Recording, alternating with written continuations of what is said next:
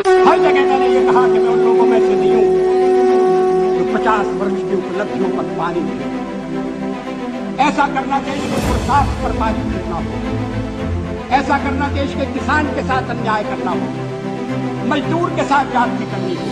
ये हमारी परंपरा नहीं है, ये हमारी प्रकृति है और मैं चाहता हूं ये परंपरा बनी रहे, ये प्रकृति बनी रहे।